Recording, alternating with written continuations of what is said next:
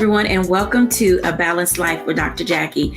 Each and every week, we are bringing you content, tips, and things you can put in your toolkit to help you live a more balanced and successful life. Honestly, as we are getting into summer, so many things are jockeying for our attention. And honestly, in this pandemic season, how did we get so busy? Today's episode, we're going to focus in on time. Task management versus time management. This valuable commodity that we have, how are we using it and what are we going to do with it? Of course, we all know we cannot get any time back. So, as the saying goes, we have to use our time wisely so time is well spent. I want to welcome in all of our guests today just so we can have a little bit of a conversation about how time is really eluding us. Welcome in, everyone. Hey, Dr. Jacquie. Hey, y'all. How's it going? I'm good. Good. I tell you, after our conversation on last week, it really got me and all of us talking about, what are we doing with the time that we have? It seems like things all of a sudden just got so rushed and got so hurried and our calendars filled up.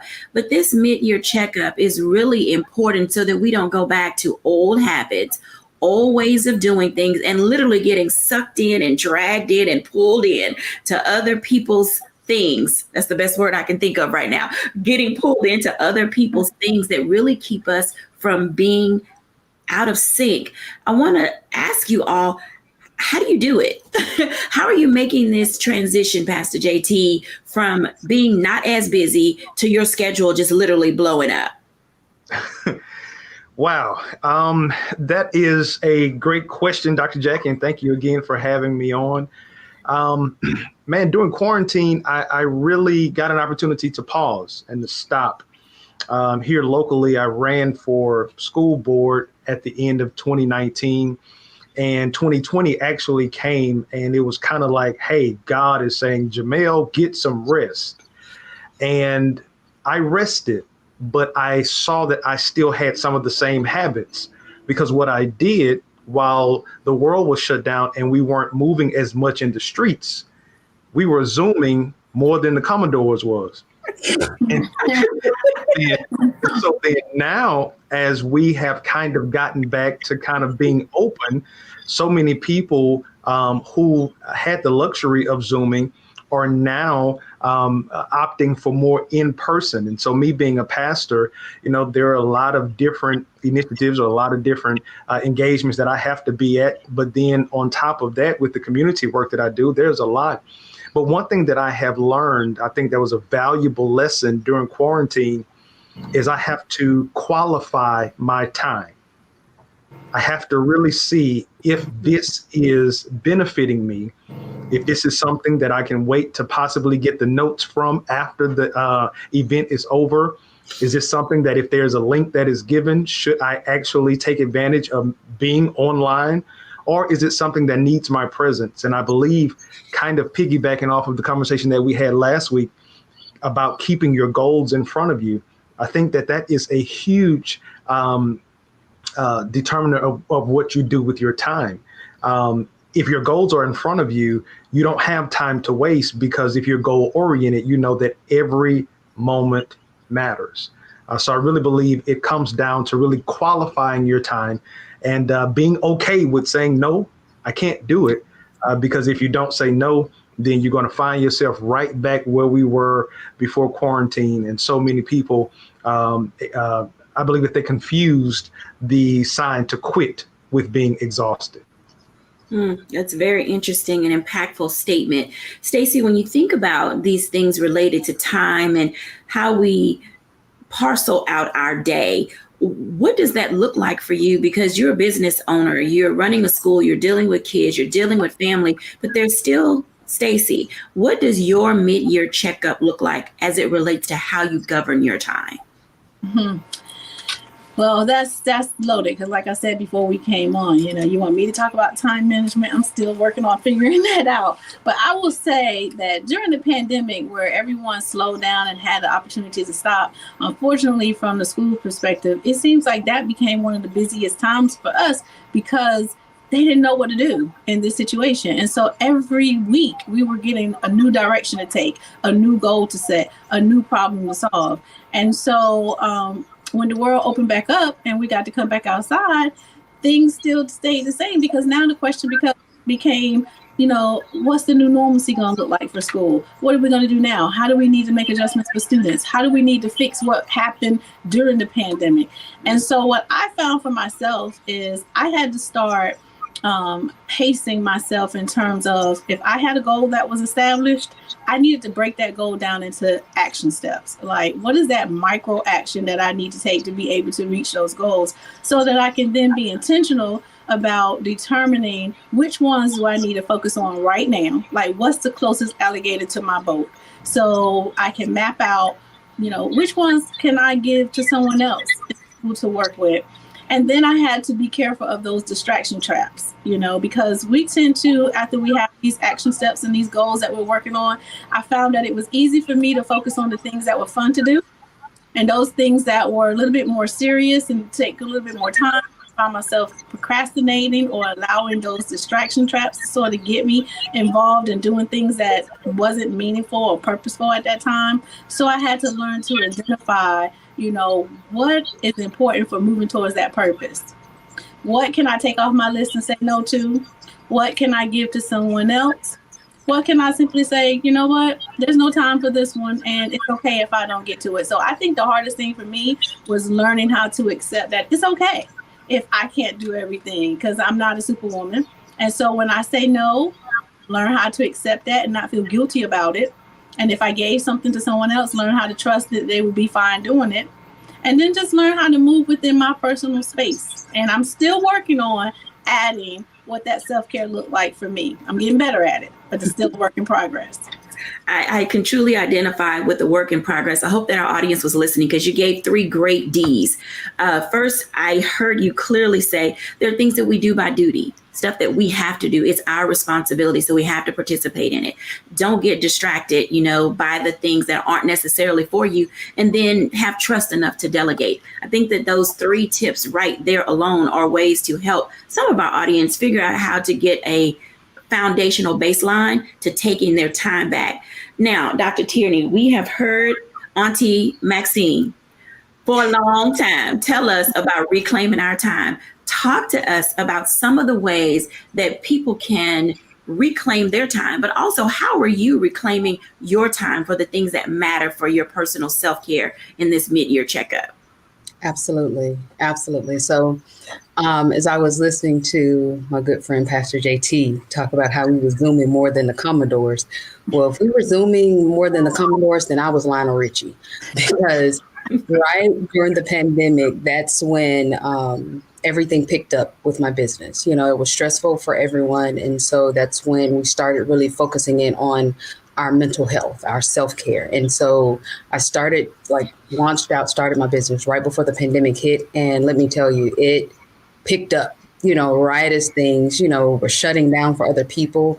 I was on roller skates. And so I had to learn very quickly, in this new space with this new business, doing this new thing on this new level, that I needed a new way to approach my time, and to be there for others, but also to be there for myself. So part of this was, the coach in me, but part of this was I also had to learn it just for myself, because I was finding at the end of each day I was depleted, because I was giving, to everyone else, but then wasn't leaving anything, for myself. So I had to get really intentional. And this is what I encourage my clients to do. Get really intentional about the time that you give them, and also the time that you give yourself, and make sure that you are giving yourself as much time as you're giving them. So if you're giving your job that 9 to 5, then you need to make sure that you're giving yourself just as much time as you're giving your job. And it doesn't mean that you have to totally disconnect and not do anything, but it could be the small things. It could be, going for a walk. It could be taking that PTO. Some of us walking around here with 4 weeks of paid time off that we haven't taken. You better take your PTO, that's your time, so that's a way that we can reclaim our time back and do the things that we need so that we are refueled, re-energized. That can mean taking a trip, I just came back from an amazing vacation where I did I did a lot. I'm not going to say I didn't do anything, but I did not do anything work-wise. I did not do anything for them. I did everything that I wanted to do to rejuvenize myself, and so that's one of the ways that we can really be intentional about our use of our time and making sure that we're putting ourselves first in that. Thank you for sharing, everyone. We're going to take a break. And when we come back, we want to talk a little bit more about what does that look like, taking time for yourself. Our mid-year checkup really does require us to step back, press pause. And, as Dr. Tierney says, sometimes you got to take a beat. And that's really important when we come back after the break, how you can engage in your own self-care.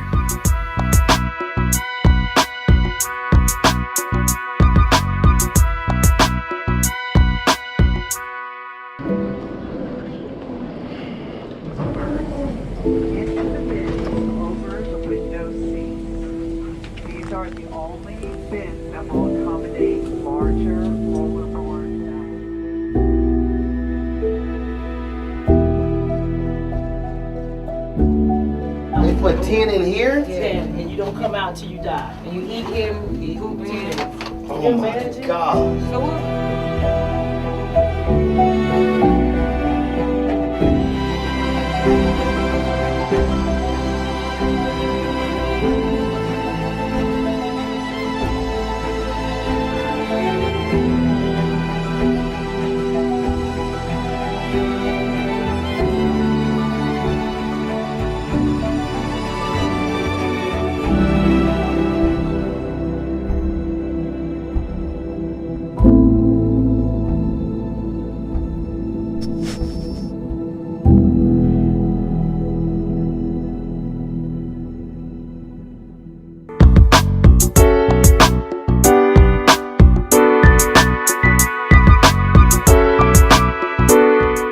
Welcome back, everyone, to A Balanced Life. We have had some really stimulating discussions. I hope you got your pen, pad, digital device, and are taking some notes, because it's in this season, this mid-year checkup that we're having, where you can literally have things fall into place, or yourself can just personally fall apart. And oftentimes it has to do a lot with how we engage with the time that we have in the course of a day, the course of a week, the course of a month, a quarter, or a year. Now, Stacey mentioned something very interesting. She talked about these micro action steps.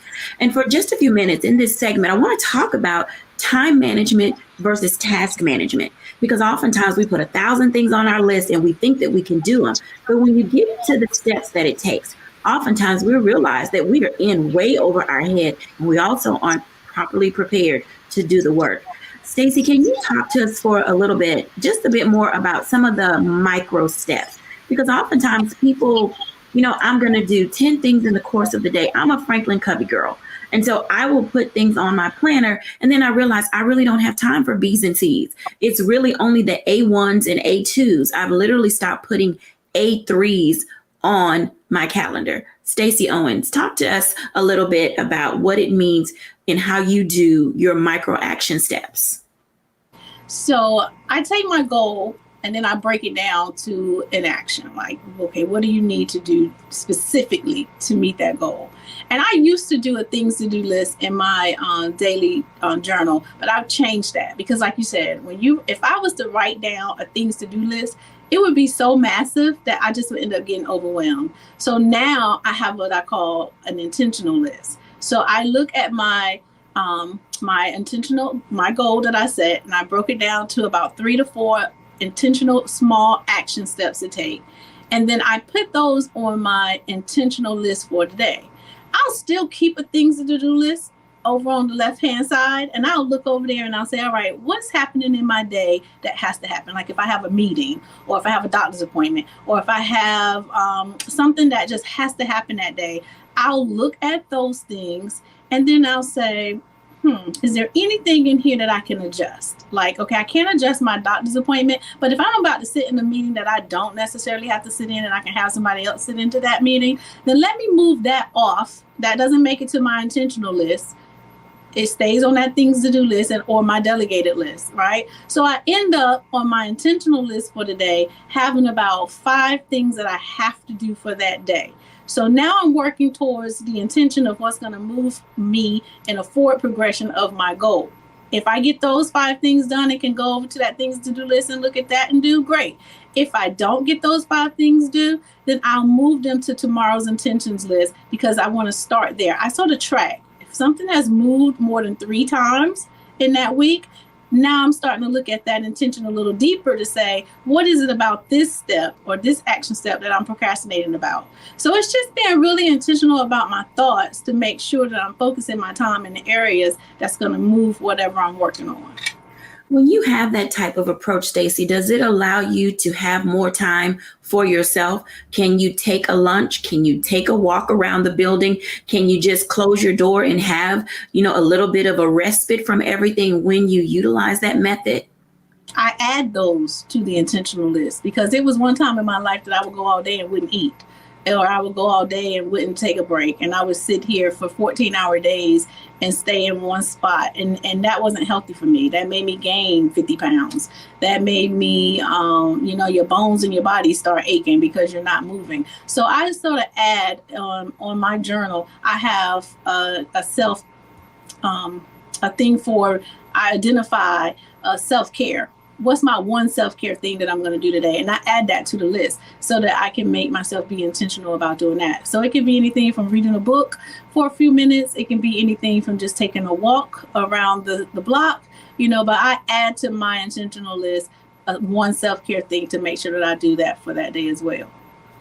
Those are great tips and tools because certainly we all need to engage in ways to put ourselves on our own schedule. Dr. Tierney, these things that we talk about doing and providing time for self-care, there is a word that always comes up, ladies, when we are trying to take time for ourselves. How do you deal with the guilt, Dr. Tierney, of putting you on your schedule? Yeah, that's the word, guilt.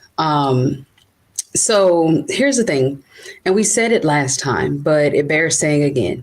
Self-care is not selfish, okay?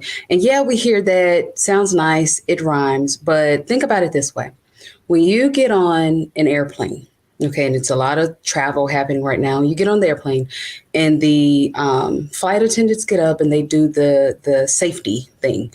And they tell you, if we lose cabin pressure, oxygen mask will fall from in front of you, and they'll do the little thing and, go through the whole spiel. And there's one thing that they say, secure your mask first before assisting others, And in thinking about it, that way, and often when they show it on the little screen, they show you putting your mask on before even assisting your child, Now, most of us will hear that and go, oh my gosh, no, I have to make sure that my child is okay first. But think about it. If you are sitting here asphyxiating because you can't breathe, then how can you help your child? How can you help anyone?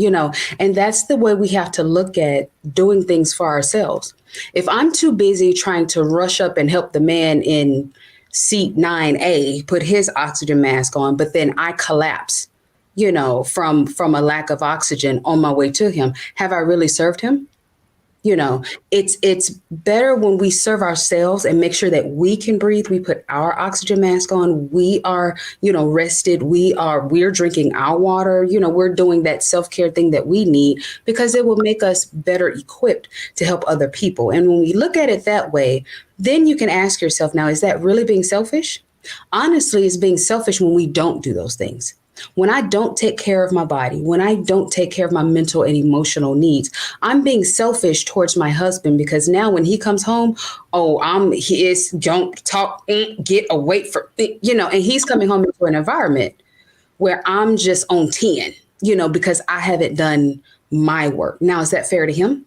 I'm being selfish in that manner. So when you take that different lens and look at it from that perspective, it makes you then make self-care much more of a priority because you know that when you're doing that, it makes you a better mom, a better wife, a better daughter, a better niece, or whatever the role is that you're trying to serve others from. Now, I have a part 2 question related to that because that guilt is there. You're taking time for yourself so that you can be better for other people. But there are people in our space who oftentimes don't understand the value of being able to pull away from your environment so that you can have the self-care. Dr. Tierney, why is it important to step away from things that appear to become, I'm going to say this correctly, appear to be becoming toxic? Because oftentimes people won't let you withdraw. They won't let you prioritize yourself. There's the constant text, the constant phone call, the constant everything. How do you help others understand that you have to make you a priority without, falling into that guilt trap or being guilt tripped into going and doing it anyway? Absolutely. So I love something that you said. They won't let you step away or let you.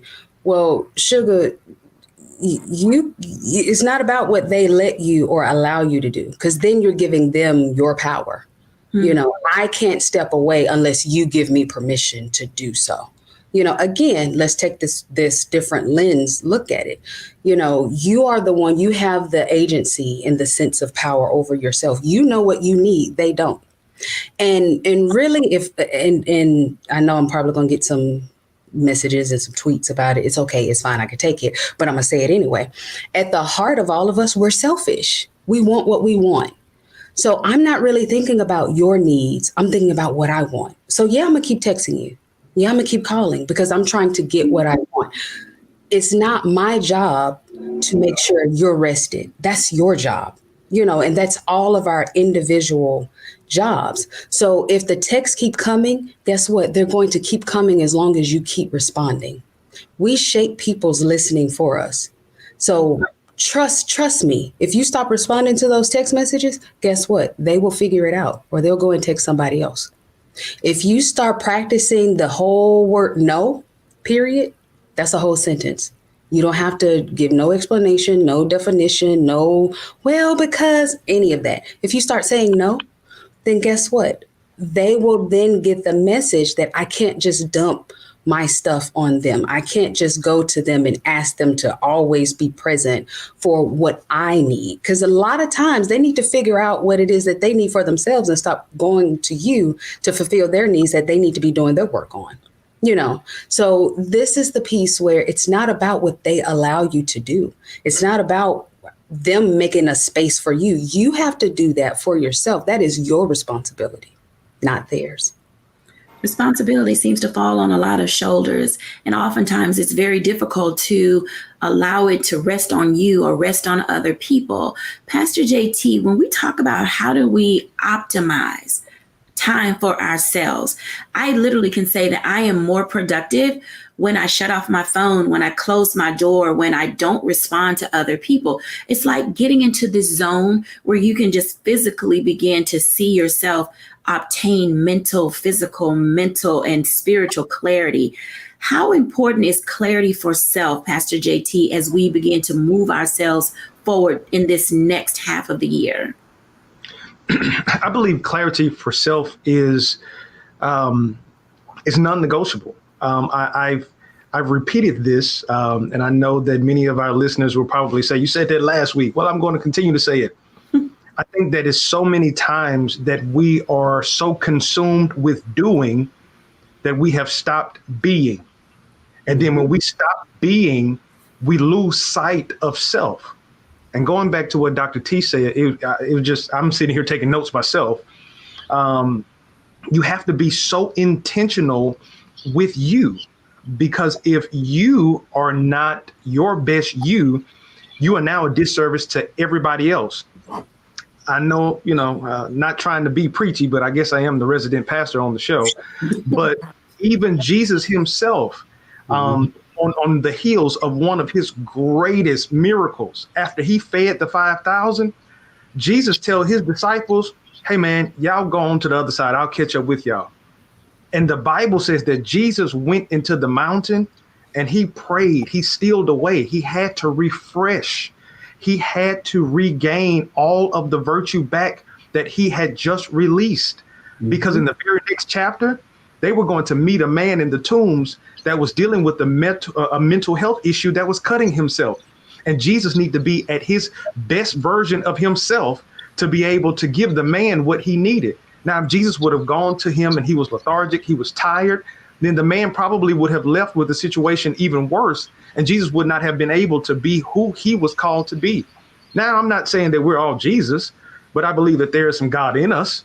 And I believe that we have to be able to be real with ourselves and know when we're tired, know when we are exhausted, know when our cup is empty. But again, that's you being present with the person that you have been with all your life.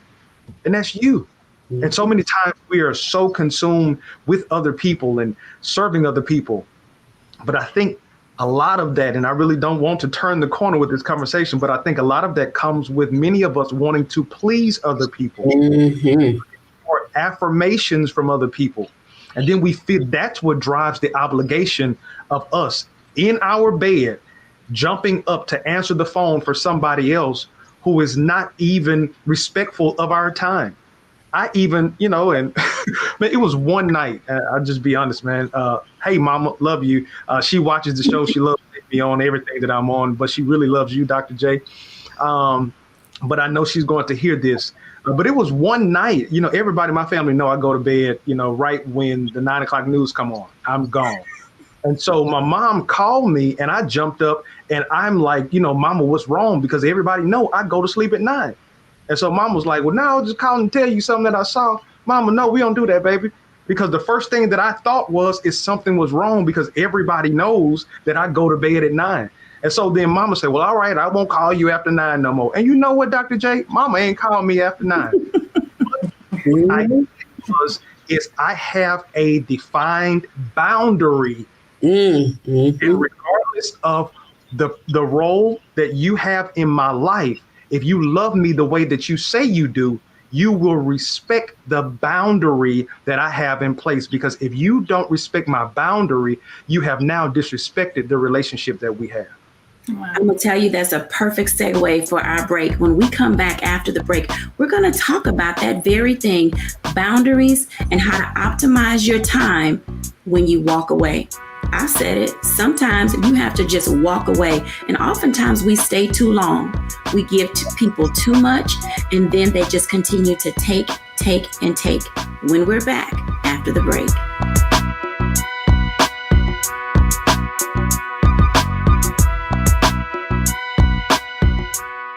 Pull up a chair. Take your seat. The Black Tape with me, Dr. Greg Carr, here on the Black Star Network. Every week, we'll take a deeper dive into the world we're living in. Join the conversation only on the Black Star Network.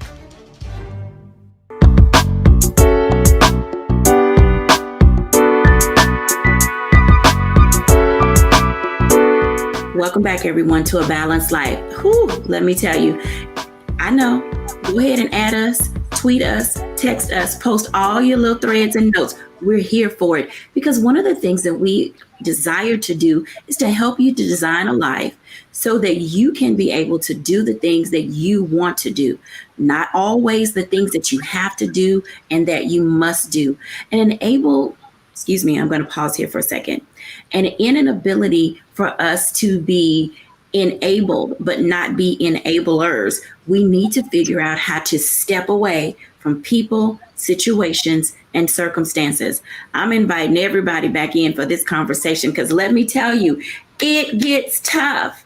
It gets tough, y'all, to be able to tell people goodbye. We're not doing this. I'm not here for it. And no, it literally weighs heavy on us to be able to just walk away.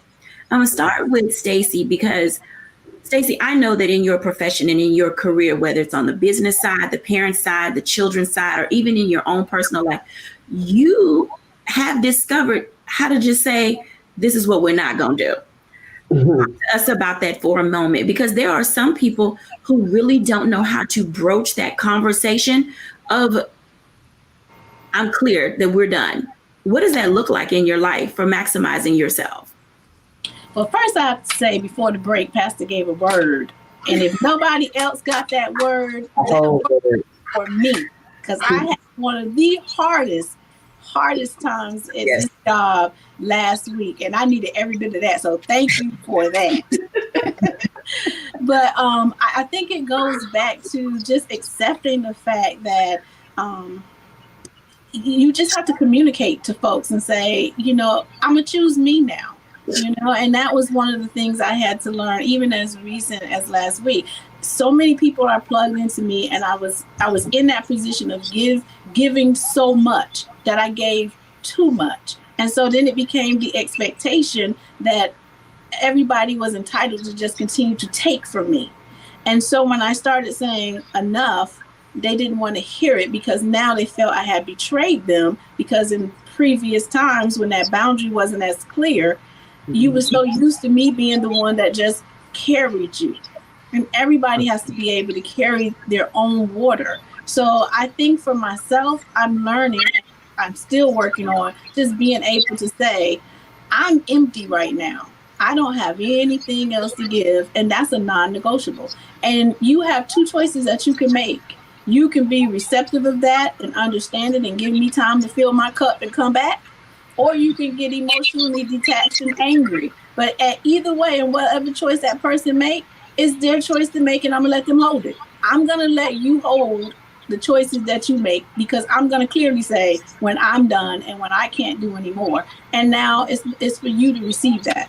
So I don't know if that's the answer that everybody is looking for, but I think in the last lesson that I had to learn in the last 2 weeks, that's the space that I got into. And Pastor just told me why. Because if Jesus can do it, I can too.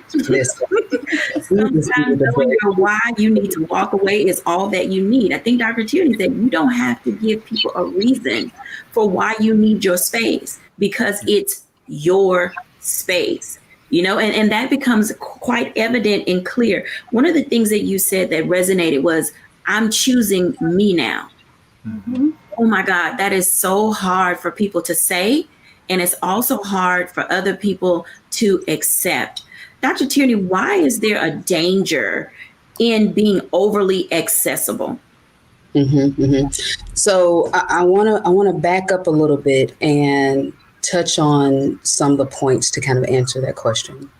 So one of the reasons why we get so wrapped up in doing all the things, I mentioned it, I think, in one of the very first or second episodes that we had, where I said people get drunk on needing to be needed. They derive their identity from what they do. And if I'm not doing this, then who am I? And so it goes back to what Pastor JT was saying. We have to get, wrapped up in where we are and who we are and what we need. And if we're not into our who, then we're going to be doing things that are outside of the limits, or the boundaries of where we need to be. Something else, when we talk about boundaries, remember, boundaries are about us. They're not barriers. Barriers are about them. So when we erect barriers, we're trying to keep them out. We're trying to just stop them from calling. When we say boundaries, it's about what we need in this moment. I need to rest. So this is why I'm not, going here or answering that, or, when we have a clear view of that, when we have a clear view of who we are, we have a clear view of what we need, we have a clear view of our goals and what we need to do to go after those goals, it makes it easy to say no. I don't care if you throw a tantrum. I don't care if you are all upset and got your panties in a bunch, because I'm not jumping through your hoops, because I am so focused on where I am, whose I am, and what I've been called to do, that your emotional outbursts does not impact me. This is how we detach from getting into that thing of people pleasing and really working for man's approval and not God's approval. This is why it's important that we make sure that we take that step back, that we don't get into that, because then we will become almost like a performing monkey for them, losing sight of us and what it is that we're supposed to be doing. And when we're talking about that in terms of time management, that's when we get into falling into some of those time warps and time gaps, where we look up and be like, oh, I don't know what happened. I was just 25 years old. And now all of a sudden, like, what happened? Because we were living for them and not living for ourselves. Ooh, man, I want y'all to hold on to that. Living for them and not living for ourselves. This conversation and dialogue can take so many different turns. And as we're engaging ourselves, and I hope that you are, as you're watching and you're taking your notes, that you're engaging yourself and taking a really good assessment into where your life is in this moment? And how did you get so far away from where you thought you would be? Now, of course, we all identify and can understand that life happens. People get sick, people die, people get married, people have kids. Whole host of things happen. People lose their jobs, people get new jobs, people relocate. So the things that we cannot control are the things we just cannot control. But it is how we handle them, how much energy that we give to them that can literally eat away at our time, eat away at the very core and the fabric of who we are. And let me tell you, as y'all were talking, this next part of this question is going to be for Pastor JT, because I have identified in my life that I have 3 kinds of people that I have to watch all the time. And I don't know where they come from. They're just here in my space. And maybe the lesson is for me, and maybe the lesson is for them, or maybe we're all on this big growth curve. But as I wrote them down, it is the people that won't take no for an answer, people who have ulterior motives, and people who want to give you the puppy dog eyes and just talk to you just so they can play on your heartstrings. Pastor JT, when we are dealing with people in our space that bring all of their energy, all of their personalities to us, and we're but one person, how do we buffer ourselves from all of that? Because you probably more than any of us spend a lot of time out and about with multiple types of people coming into your space. How do you preserve you and put up the appropriate buffer for that type of engagement? Got you. That's a good question. To be honest with you, Dr. Jacquie, in your question, you actually answered it a little bit before. You challenged us for a self-assessment. And when we assess ourselves, I think now we're going back and we're looking at our portfolio, and we're looking at the value of that portfolio. And then now we're asking ourselves, am I where I want to be? And what needs to happen to get me where I need to be? Or what are the things, or who are the people that have caused me from getting to where I want to be? And when you develop those answers that come out of that self-assessment, now you can say, I am. Jesus was very direct. Again, I'm going real churchy. Jesus was very direct because he knew who he was. He wasn't being, boisterous, or he wasn't being braggadocious. He just knew who he was. He said, I am the way. I am the truth. I am the door. He always preferenced about who he was, but he did not allow anybody else to diminish his I am. And in his I am, he wanted to share his I am with so many people. But you know who Jesus said that he couldn't give his I am to? His own kinfolk. His own. He said, I wanted to heal them. I wanted to bless them, but they were too familiar with me. And that familiarity did not give them the opportunity to respect the I am that I am. So now, to answer your question about those buffers, in the church world, we call it discernment. We have been given that discernment, but this is the thing that you got to do. You cannot allow your discernment to be influenced by your emotions, because discernment is already telling you, man, them jokers don't want nothing. They have already proven who they are. They have already taken the color out of the box, and the color is red. Now it's your fault you're trying to make it magenta or pink or lavender. The color is red. So you're trying to force them to be something else. And typically their pattern has proven that they are just keeping that same energy. And the reason why they're keeping that same energy is because you are. You have cheapened the value of your yes because you keep giving it to them. That no now gives that yes when they finally get it again. They not going to disrespect this yes, because I don't know when I'll get another one. They done gave me no 3 weeks in a row. Now let me go. It's just like if Big Mama kept your kids and Big Mama told you to be here at 11 o'clock and you got that 1:15.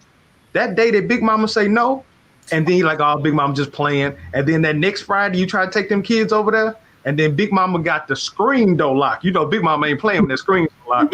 She got the screen door lock. You gonna go find somewhere else for them kids to go. Then now you have to take responsibility for yourself. I did this. I put myself in this position, and I have to govern myself accordingly. I really believe that it starts there with us identifying who we are. And then we only allow in our space what is going to bring in our space what we need for us to continue to be who we are. Because other than that, it's vultures coming in, taking what they need, and they're leaving us. Now, this is the thing. You only see a vulture come around when something is dead. Don't wait until you are on life support to realize that the people around you have been sucking life out of you. Mm-hmm. Now that's a powerful word right there. That self-reflection and self-assessment, you all, it really does allow us to put things in perspective. And oftentimes our perspective can be skewed by, Pastor Jay just said, the I ams. I listen to a lot of people use the I am a mom, I am a wife, I am a sister, I am a daughter. All of those things have to relate to who you are in relationship to other people. But what about I am whole, I am healed, I am an open receptacle, I am valuable, I am transparent, I am honest. See, those are adjectives that describe who you are as a person. And oftentimes our balance gets off center because all of our I ams are tied up into being something for other people. And so this growth, this development that we're all growing toward together gives us the capacity to say, I know when to pull back. I know when to step out of a situation. I know when to cast people to the side, and it's okay to let people go. I cannot tell you, if you do nothing else this summer in order to get your peace and gain your balance and get your time for yourself, you may just have to let some people go. When we come back after the break, we want to talk about those things because there's some people in your life who, like leeches, are just there because you won't pluck them away. When we're back after the break.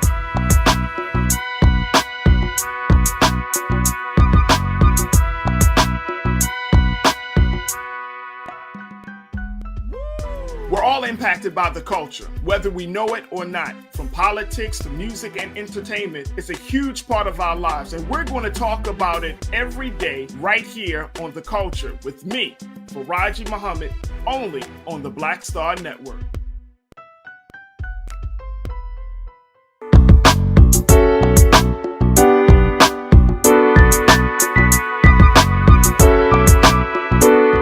Welcome back, everyone, to A Balanced Life. This is a very stimulating conversation, and I know that it is hard to hear because oftentimes people use and abuse us because we have given them permission to enter into our lives. I think for me, that's the first place that I begin. I know my value and I know my worth. This part of our conversation and dialogue is going to be on that very thing. Where is your value? And what is your rating of it? Because if you are a 9, then people in your life should at least be a 7 or 8 in how they value you as well. But if you are 3, then the people in your life are going to be a 1 or a 2. You have to get to that space of recognizing, identifying, and understanding that your life matters and it means something. But if you're constantly, allowing people to chip off pieces of you that you can never get back, it'll make it difficult for you to see the value in creating time and space for yourself. Stacy, you work with young people, and in working with young people, you give them reading corners and you give them centers. You ask them to go take a walk. When is the right time to start teaching children how to value their time because they themselves are so precious? Right now, as soon as you do that, the first interaction, because kids today are just coming into the space where they struggle with knowing and identifying with who they are and as a person. And so we tell our kids at all age levels, starting as low as kindergarten, if you don't know who you are, you'll start to believe what the world tell you. And the world has put so many things in place now, and I'm not against any identifications of who you are as a person, but the television, because we have allowed kids to just become so inundated with watching TV and being disconnected from, a lot of social interactions, they have a lot of choices and places to just view different definitions of how you can define yourself. And if they don't have anybody in their circle that can help them look inward and really start being able to identify those I am statements and identifying even what that means, they'll just start picking something up that they got in the streets or that they watched on television and just start identifying with that. So I think as from the womb, we should start reading and having affirmations with students and children so that we can start building into them and don't allow anybody else to just define you.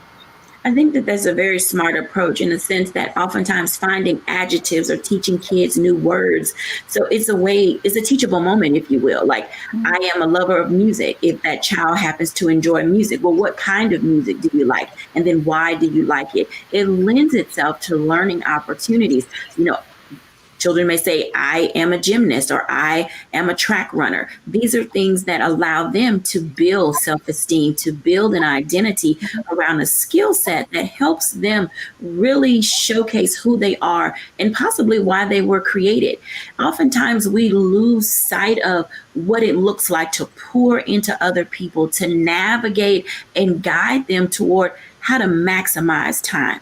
I identify often and recognize that parents who have children, multiple kids, are literally running from soccer to football to t-ball practice to gymnastics to ballet to violin. Stacey, is there a way that you help children and parents, I guess I want to say, not be overly busy? Because sometimes you want to keep them busy and engaged, but sometimes busy for business sake is not really healthy. Right. I think we want to keep children busy, but we also want to give children time to have that unstructured schedule. We schedule that unstructured. This is just time for you to do whatever you feel like you want to do so that they can begin to explore and figure out who that they are but let it be guided. Don't leave them out there by themselves. They need to be guided still yet. But we should allow children just that time not to be running from soccer and baseball and here and there. Because how do I begin to learn myself if I'm just engaged in all these other things? But I think it's important for us to find balance in that, select one or two things. I think we should always let kids explore different options. So when my children was little, I let my daughter play softball, and I noticed on her first game when she was standing out in the field with her hand on her hip and her glove like this, and she was waiting for the ball to come to her, and when it landed over there, she refused to run to it. I knew that wasn't going to be the best thing for her. She probably didn't like that. So we started having conversations. I didn't make her stay. I made her finish the season, but I didn't make her keep doing it over and over and over. We had to just expose you and move you on until we found a thing that she was really passionate about, and then we focused in on making you better at that. So now we didn't have 10 different things that we were doing. We had the one thing that you was really passionate, that you can commit to and that you can follow through with, and then we've worked on that skill set. So just find balance in it. I think sometimes when we have kids and everything, that's more of a parent ego, because you feel like you want your child to be, the best at everything. So fix your ego and find the thing that your child is really interested in and let them build in that. I like that, because it seems like that's time well spent when both parent and child can agree on what it is they want to commit your time and your money to. And it also frees you up. And I have to say, and this is a selfish moment, I applaud parents who put kids in activities or allow them to have downtime that also allows them to have time for themselves. It's okay. I'm talking to you parents, caregivers. It's okay to drop your kid off at a place or sit in your car and do something for you. You don't have to volunteer. Right. You don't have to volunteer. Take some time for yourself in that moment. And those may be trust issues. So allow yourself to grow as an adult while you are also allowing your child to spread their wings and also utilize their voice and how they communicate with other adults that are in their space. You see, sometimes being able to optimize your life and balance who you are, it means pulling yourself emotionally out of an equation. And that's not always easy. Dr. Tierney, you talk a lot about people leveling up and how to master their emotions. Sometimes we can get time back when we're not emotionally vested in a thing or anything for that matter. How do we help people find value in divestment? I think that's the best way to put it, especially when it comes to emotions. The first thing to just remember that it all comes back to you. You know, we've been talking a lot about how other people can kind of come in, and I think you use the word leeches, and how it's like we need to pluck them off, and, you know, because we're getting so wound up in them and they're wound up in us. But at the end of the day, it comes back to us. You know, in some scenarios, the person that is sending the text message and doing the calling and asking for everything, they don't even know that they are leeching off of you. They don't know that they are, you know, pulling you in that direction, because this is the way that your relationship has always been with them, because this is how invested you've always been. I love that Pastor JT gave the example of his mama, because I got one for my mama too. Mama, I love you. But once upon a time, you know, whenever my mom called, I was able to answer, you know, and if I didn't answer when she called, then she would call my husband and be like, "What you doing?" You know, and so she would do this thing of the multiple calls. Well, now, if she does that, it's like, okay, is something wrong? Because I'm in the middle of a session, I can't answer. So that was a conversation that we had to have, that she did not know that her tendency and proclivity that I allowed was now being problematic. So if we don't actually say something to the person or pull back, like you said, and have that emotional divestment to say, I can't do this anymore, then we will continue to get more of the same. Something else to think about is when we're talking about our time and the loss of time, you know, we have to also look at ourselves and say, you know what, sometimes we lose time, not because of them, but because of us. You know, while we were in the pandemic, we all probably picked up a habit of Netflix binging, you know. And so are you losing your time because you're watching episode after episode after episode on Netflix? Have you fallen into a time warp on TikTok and you're watching all of the videos and the cat videos and the funny videos that keep popping up on your social media feed? You know, so at the same time, we have to look at our emotional place and how are we showing up for ourselves in those spaces where we might be losing some time or falling into these time warps, either in the way that we show up or allow others to show up in our lives, or the way that we are just killing time and wasting time in some of the other habits that we've picked up along the way. Very powerful statement. Pastor JT, people are probably out there trying to figure out how they can get to a space of knowing what they value.